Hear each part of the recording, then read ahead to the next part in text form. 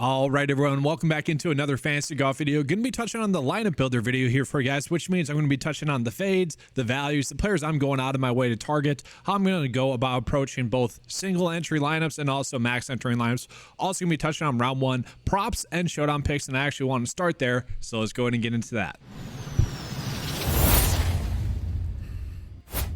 So right now we're not getting any prop bets for PrizePicks, just as an FYI, but I want to talk about these three that I have pulled up right now. And really the best one to me that stands out is going to be Corey Connors for over 8.5 fairways hit. Now it's not the best. I'll start with saying that.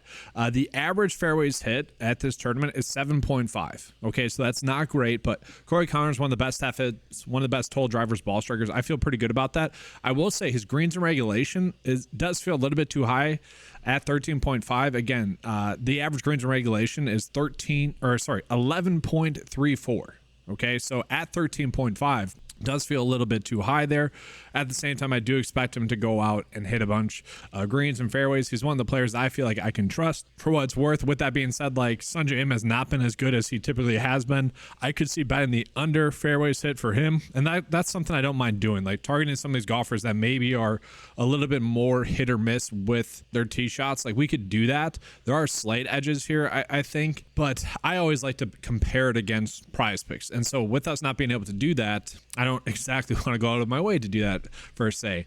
I will say 14.5 greens in regulation for Scotty Scheffler. I know he's the best player in the world and whatnot, but again, the average greens in regulation hit at this tournament is 11.34. So that he's going to get 3.2 more than the average, maybe, but like that feels too high. Same thing with Fitzpatrick. So Underdog does seem to be overvaluing the fairways hit a little bit too much, and this could be one of those things where maybe Underdog is right. Maybe we could kind of bet it both ways, where maybe they're right and a bunch of players are just smashing greens, or do what we've seen in the past and bet the under greens in regulation while it's currently being overvalued. I do want to talk about this as well. So the average, the scoring average at this tournament is typically 71. Basically even par, and we're not getting that many good prop bets in general. I do think Benny Ann has a good chance to go under par, so I don't mind that. But now that I'm talking it through and we got those other prop bets, I don't feel the need to really target that one.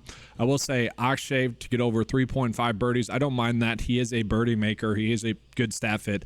Hasn't played this course though. That it might be a slight concern. And so again, as I'm talking through it, I think I'm going to stack under greens in regulation for a lot of these golfers, and that's kind of my way of really stacking this course, and I don't mind that. I think that's a decent strategy, just because it does feel like, again, they are overvaluing that slightly, but again, I do want to compare it against PrizePicks. So next I want to get into the round one showdown picks, but also first round leader. It goes hand in hand. Hopefully you guys know that by now. Last week was a very good showdown week. Actually, thus far this season, it's been really good. Just haven't had the little things you need to take down a GPP, just a bunch of doubling up, which if you guys are entering GPPs and whatnot, that's pretty good to do for GPP wise. So maybe today will be the day, or this week will be the week in which finally take down a showdown GPP. It's those slight little differences in a lineup, and that's actually a pretty good reason as to why I got into contents, because if I can get that close, I know other people that are using my exact same information, someone's going to take it down. Might as well have someone benefit.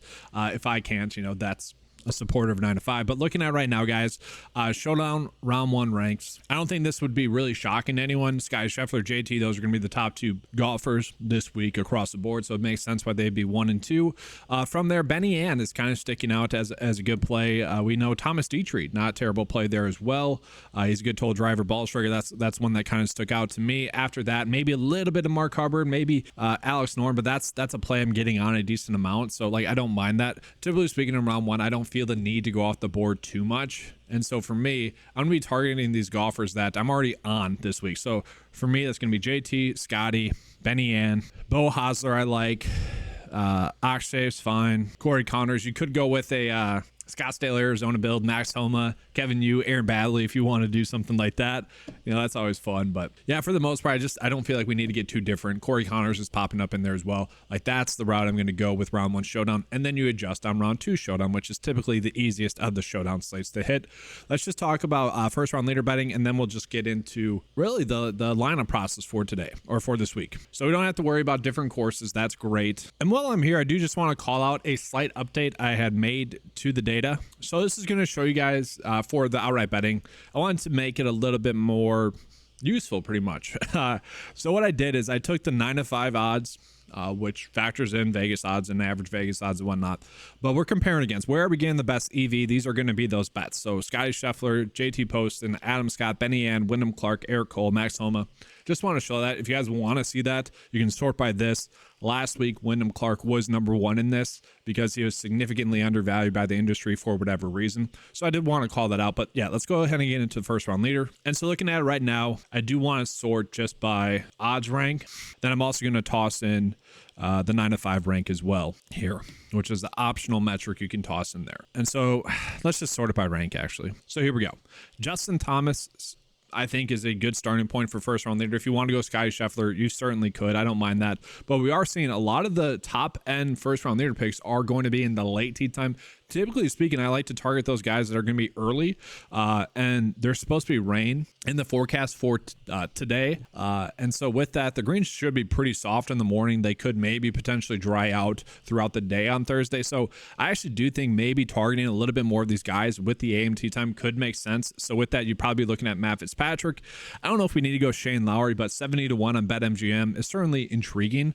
We got Tagala, 45-1 across the board. That's fine.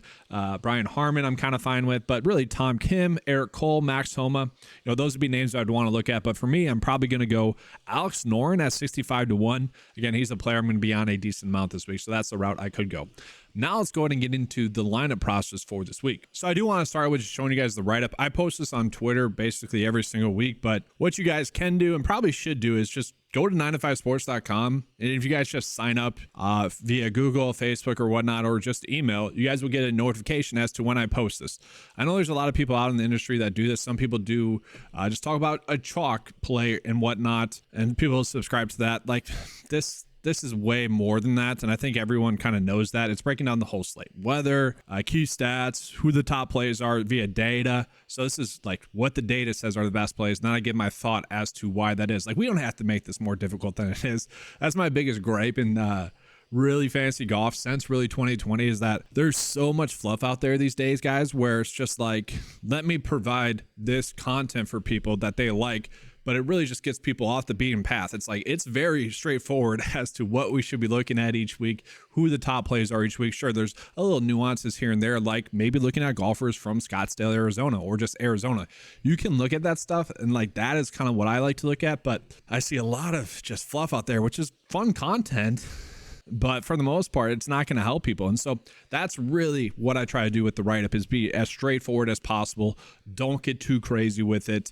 And that's hopefully what I've been able to do for you guys over the past 7 years now. But looking at the write-up, this is my player pool. These are the players I want to go out of my way to target. Okay, so what I'm looking at, I think, is what I'm going to do here is I want probably at least 4 or 3 of these players in all my builds. Maybe not Beau Hossler. He feels a little bit too much of a GPP play, which is why I put him in there as a GPP only play. But from there, I just want to mix in kind of the rest of these players, okay? And I will say, for what it's worth, the difficult part, and I'll show you guys kind of a sample build, and like to me, the lineup process is somewhat simple. Like, do I want to get to JT, Scotty, and Homa? I do.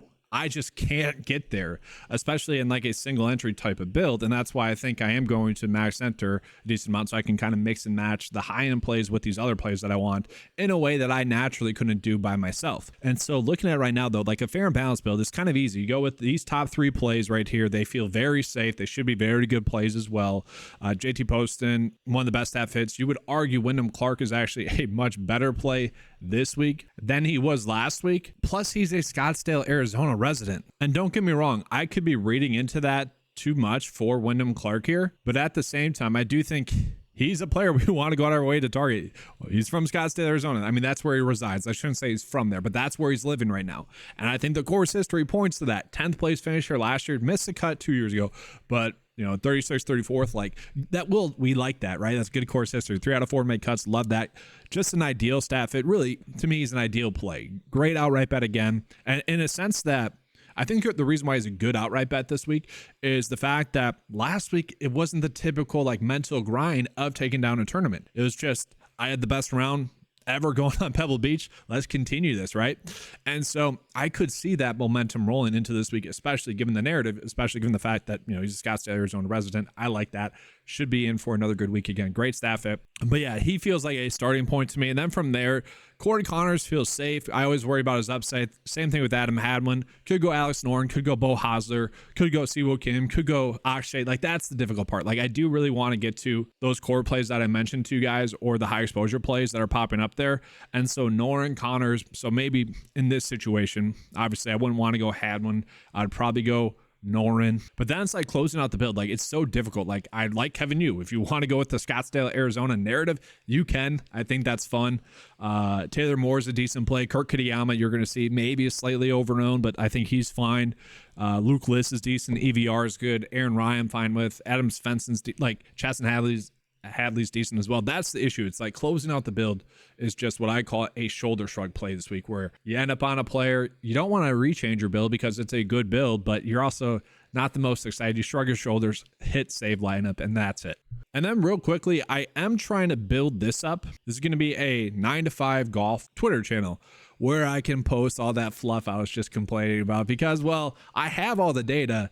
I just don't want all that data taking up my main feed because it is fluff. Like, I see all these stats out there. Who has the best birdie per or better percentage on greens with water biome, but you go for it, or like something like that. It's just like, that doesn't help at all. It's fun to look at. And so I'm going to be posting a lot of those fun data points on this website. But one fun thing that I posted is, all right, let's do a Scottsdale, Arizona build. You know, I think that's fun. And so what it was Max Homa, Wyndham Clark, Badley, Nate Lashley, Kevin Yu, and then I had so much Sire left over, like 700. I just went with JT again. I think that's a fun build. But yeah, if you guys want some of that fluff content, head on over to 9 to 5 Golf or Eric Paulzine Golf.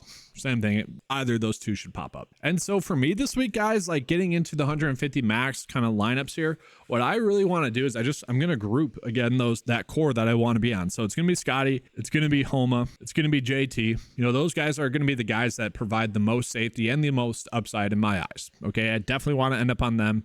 I could do at least one of those plays in every single build. I could do that. I don't want to do that though. I do want to add in Wyndham Clark into this mix. I do want to add in JT Poston into that mix.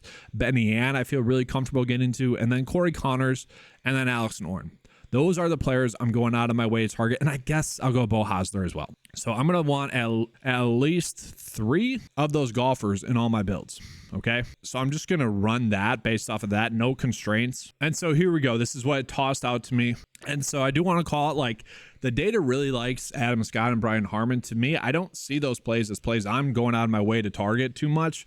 I'm fine with them. But again, and Hideki, I really don't feel the need to go out of my way to target him. So what I'm going to do is I'm going to go to show usage on the main tab here, sort by ownership here. It's already sorted by that. I'm just going to cap Adam Scott's ownership to like, let's say 15. And then Brian Harman, 15 as well. Like, he's a fine play. Hideki, I don't actually like, so I'm going to go 5. And then from there, we're going to get it a little bit better in terms of like the plays I want to be on as opposed to the data. I don't mind Brendan Todd. I don't mind Grillo. Grillo's fine. Kurt Kitayama, again, I'm fine getting to him. But again, I'm going to run 20, see if that kind of fixes the plays I want to be on. And it did. Now we're getting 100% Post and 100% Connors.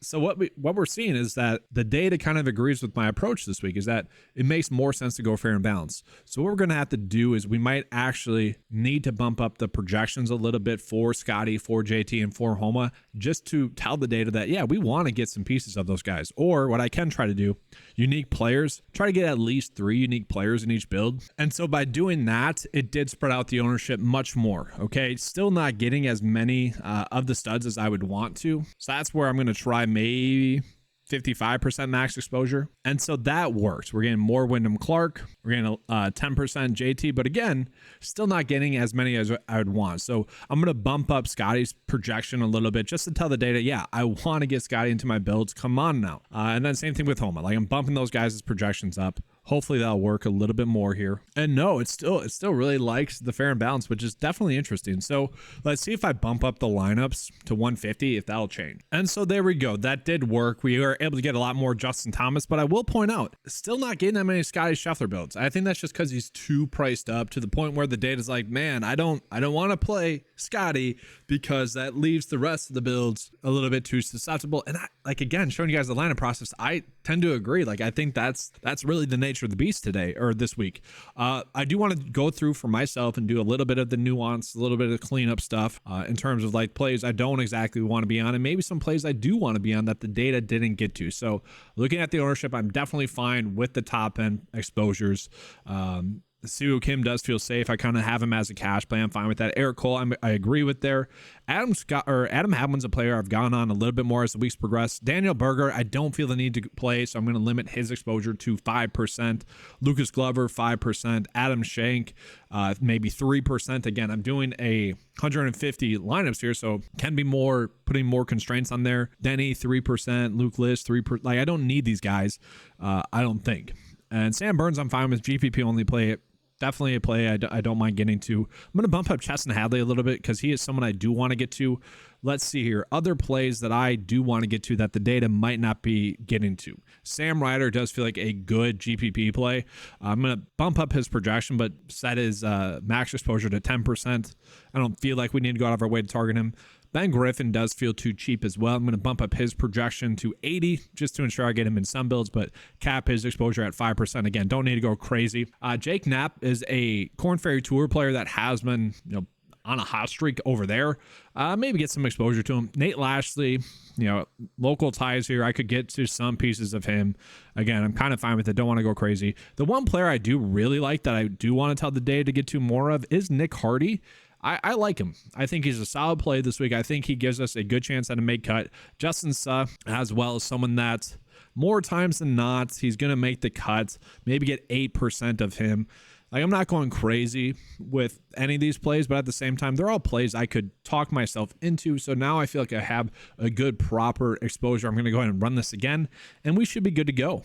And so again, much better exposures that we are getting. We're getting the priority plays that I want to be on. By all means, I like it. Maybe one thing I might do just to get Scotty in there, cap Max Homa at 40 or so %, and then probably JT at 40 as well, just to ensure that I'm going to get some Scotty Scheffler. But I think this is a pretty good example of the way I'm going to go about attacking 150 lineups. Now, that's going to be all for this video. Make sure to give a like and subscribe. Again, trying to grow this channel as fast as possible, trying to get to 500 subscribers before the Players Championship. The more support you guys show, the more I can put out content for you guys. We are getting to the part of the season where I can put out Showdown content as well, even though I don't exactly want to, because again, there's a pretty big edge there each day, and I got the tools out there that just kind of tell you who the top plays are. But I'll try to get some Showdown content out to you guys as well in the coming weeks and days and whatnot. But if you guys do want access to any of the tools that you saw in this video, head on over to 9to5sports.com. They are available for just $10 a month. Okay, that gives you access to all the fantasy golf tools as well as PrizePicks and Underdog cheat sheets as well. That's gonna be all for today's video. Thank you guys for watching. Let's have a good slate, and as always, let's keep cashing.